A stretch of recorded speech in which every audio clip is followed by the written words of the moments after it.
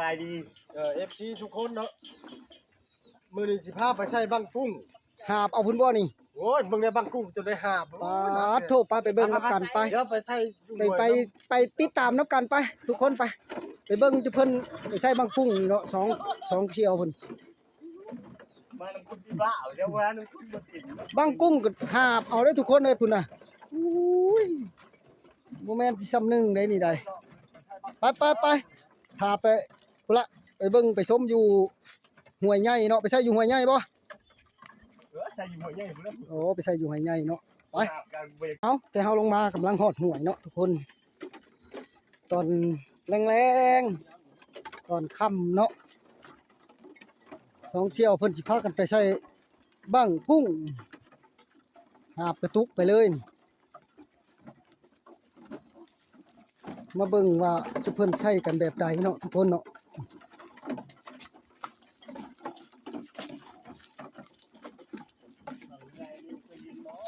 บังใหญ่ขนาดบังกุ้งคันมันเข้าเต็มนี่ซ้ำสิเอากุ้งเอามาลุ้นมาชมเบิ่งดูทุกคนใส่แล้วมองใส่น่ะพี่บ่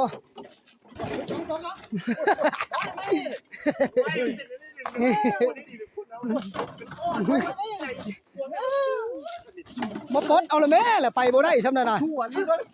นี่บ่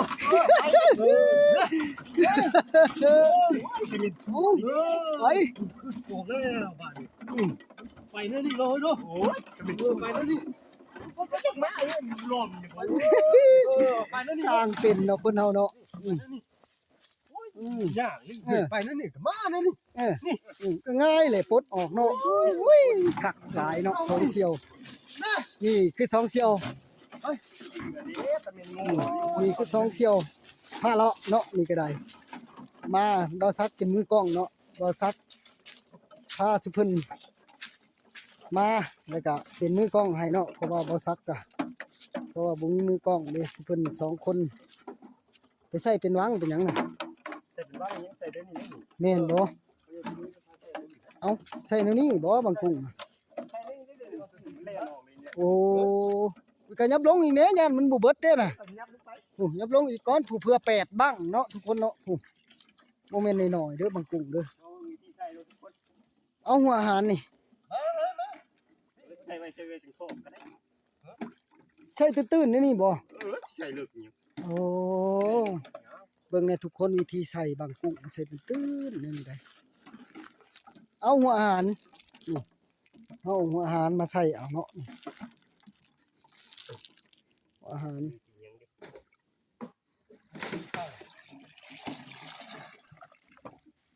บ่จ้องเพิ่นใส่บังแรกเนาะนี่เอามาเบิ่งวิธีเพิ่นใส่บังแรกก่อนคนมาเบิ่งวิธีเพิ่นใส่บังแรกเสียบลักไว้บ่น่ะโอ้เพิ่นเฮ็ดลักไว้คักแน่เลยทุกคนเสียบมันก็เบรกอยู่ทุกคนเอ้ยสิไปเอาอีหยังบัดนี้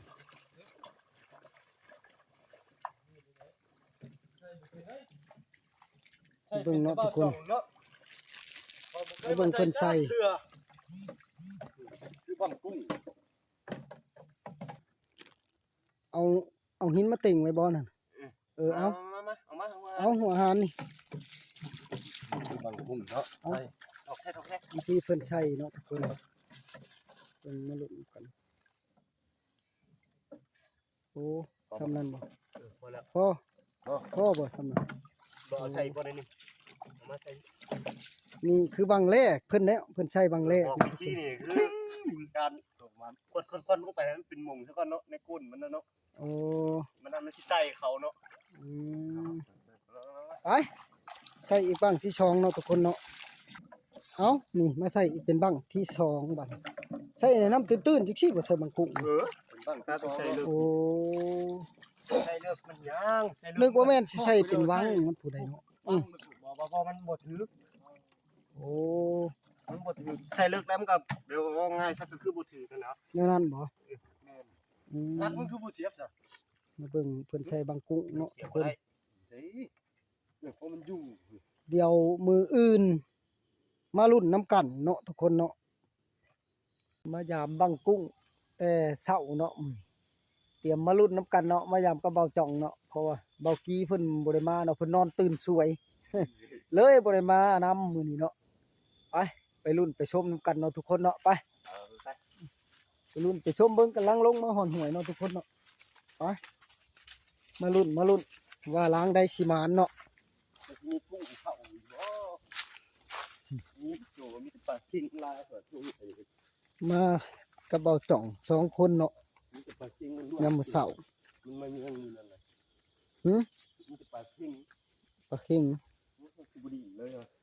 มาลุ้นหลังแรกเลยทุกคนนี่ ปกติมันเป็น มาลุ้นหลังแรกจักแล้วมันถึกสึกซึ่งเนาะ โอ้ยนี่ก็บ่ได้ ฮะ นี่บ่ได้ นี่บ่หลายมาลุ้นเบิ่งหลังแรกแหกมานเด้ ก็บ่ได้ มีอยู่บ่ มันบ่ มาลุ้นน้ำกันเบิ่งเนาะทุกคนเอาเบิ่งมาลุ้นเบิ่งเพิ่นตอนเพิ่นถอกให้เบิ่งเนาะทุกคนมา มันอยู่ก็บ่ได้อยู่ นี่ถือจุกกับบ่หลายเนาะทุกคนเนาะเอามาลุ้นถอกเบิ่งบัดนี้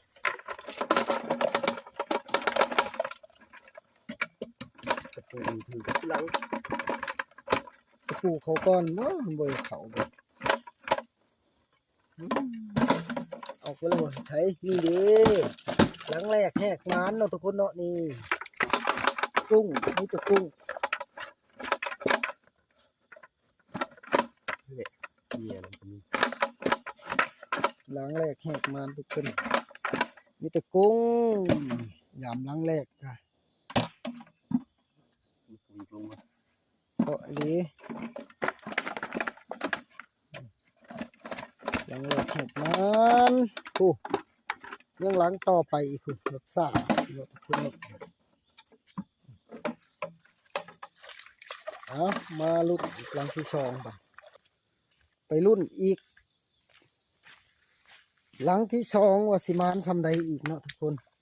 มาลุ้นน้ำกันไปติดตามไปพร้อมๆกันเนาะ คือใครนี่ไม่ใคร เฮ้อ ที่ถือเนี่ยนี่ไม่ยังใคร สีถึกๆแน่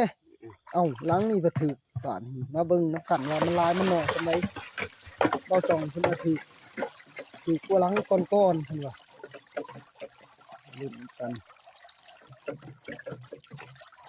มาลุ้นไปน้ำกันทุกคนตื่นเช้ามาก็มายาม2คนเนาะเพราะว่าเบากี้เพิ่นตื่นสวยเลยมาบ่ทันพากันมาก่อนเพราะว่ามันสวยเลยมาลุ้นโอ้หลังนี่ถึกแน่อยู่นี่เนาะโอ้ได้หลายกว่าหลังก่อนๆเนาะไปเบิ่งเพิ่นถอกลงเนาะมาเลยมาลุ้นเลยมาเบิ่งถอกลง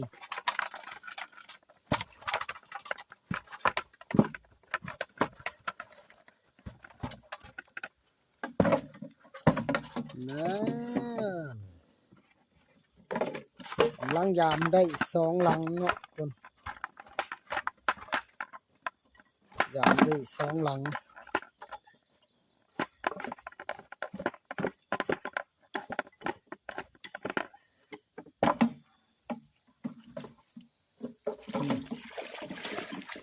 กำลังยามได้2หลังได้นี่ทุกคน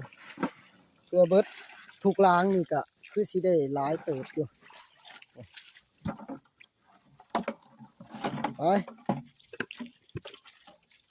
ไปรุ่นอีกหลังต่อไปมารุ่นอีกหลังที่3ทุกคนนี่มาเบิ่งไปพร้อมๆกันมาติดตามไปน้ำกันเลยนี่ บ่ค่อยมีเลย ฮะ บ่ค่อยมี หลังนี่บ่ถูกบ่หลังนี่บ่ถูกอันใดขึ้นมา บ่บ่ดี อืม บ่ดี บ่ได้บ่จัก10ตัวหลังนี่ บ่คือยามเลยลูก อืมมันคือยาม บ่ทันได้ลงโฮมกัน ยามบ่ทันได้ลงเนาะก็มันก็บ่ถูกอันใดเนาะทุกคนหลังที่3บ่ถูกเนาะ ถ้าไปรุ่นอีกหลังที่สี่ผู้ล้างตัวของเบากี้ใส่เพิ่นว่าบ่ถือปานใดเนาะนี่ก็แม่นบ่ของเพิ่นใส่น่ะนี่ก็แม่นว่าซั่นของเพิ่นใส่มาเบิ่งน้ำกันว่าหลังนี้สิถือหรือบ่ เห็นอยู่เห็นเต้นอยู่คือ เนาะเห็นเต้นอยู่บ่ ร้านนี้ บ่มาน้ำพ่นบ่ท่านเพิ่นว่า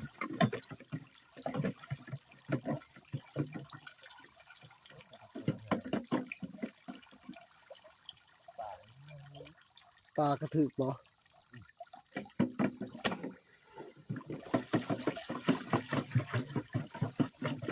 หลังที่สี่บ่หลังที่สี่เนาะทุกคนที่สิถึกแน่อยู่ว่าซั่นโอ้ ใส่ ใส่โอ้ดีกระถึกแน่อยู่พอได้ตุ่มเลยเล็กเลยหน่อยเนาะก็มาหุ้มกันก็มันก็อาจสิได้หลายอยู่ดอกทุกคน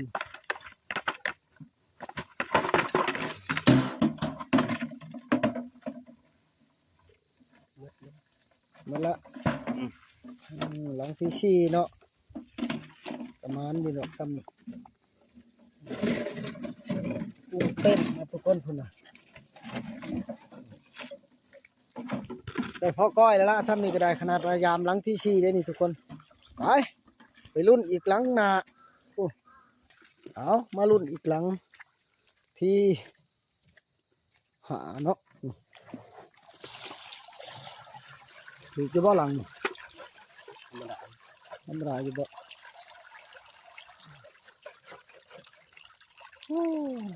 ถืออันนี้ว่ามันเด้อนะยามนำที่ถือหลายกว่านี้อยู่ขนาดนี้ ยำมันลองเพราะว่า โอ้ขยามมันลองเนาะ ยำปลาลงโฮมนะ อืม ยำนี่มันคือลงที่นี่ โอ้นี่เทละนิดเทละหน่อยจะโฮมกันก็หลายล้างหน่อยล้างลายเนาะทุกคนมันกะบ่ได้เข้าเสมอไปเนาะนั่นเด้นะล้างนี่ก็คือนี่เลยเด้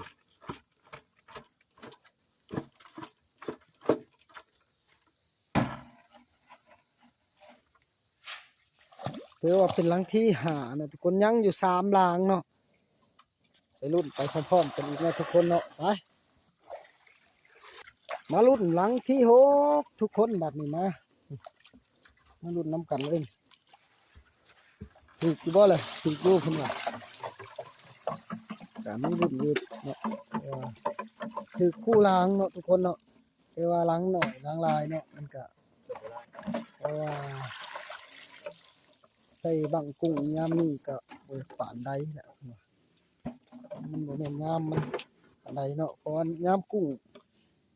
ยามมันลองมันอันนั้นจังถือแม่เนาะยามกุ้งลงมาโฮมหัวมันจังถือ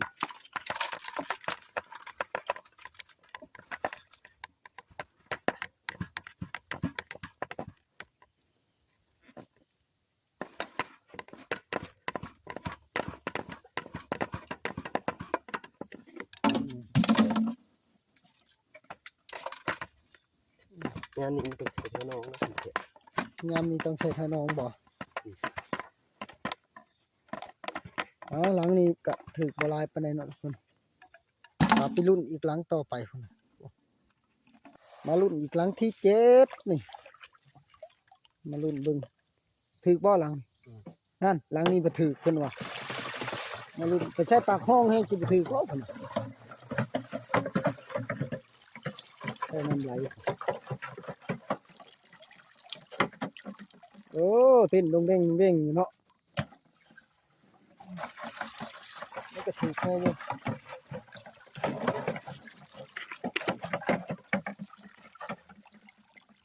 โอ้ถือปลากระถือ โอ้ยังจะมี ดูโคบนี่หินน้ำเนาะทุกคน ใช่ไหมตรงนี้ ถือแน่อยู่ได้เนาะยังอยู่ไหน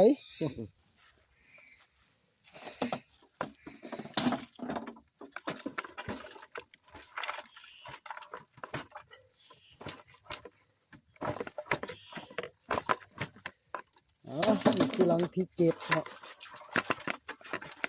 ถูกหลายกว่าหมู่ในหลังเพราะว่าเฮาหากินไปตามธรรมชาติเนาะวิถีชีวิตคนเฮาไปถ้าไปรุ่นอีกหลังที่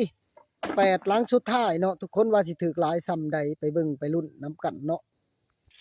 เอามารุ่นอีกเป็นหลังสุดท้ายหลังที่8เนาะมื้อนี้ถูกบ่ถูกก็อยู่ในหลังสุดท้าย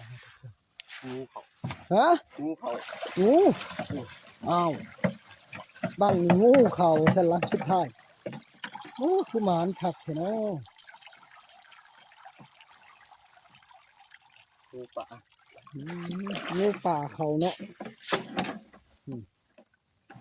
ถอดลงเลยงูป่าเขาอุ้ยนี่น่ะงูเขาสันนี่โอ้ยนี่งูเขาน้ำเนาะบังสุดท้าย ประมาณไปเลย โมมานโอ้ งู ย เขาไปกินเบิดเลย งูเขามากิน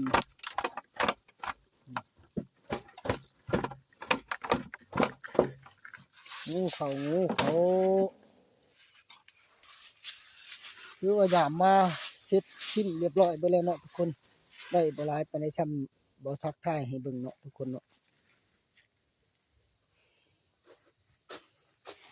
เอาสั่นแหละสิขอจบคลิปลงซ้ำนี้ก่อนเนาะทุกคนเนาะเพราะว่าเฮายามเป็น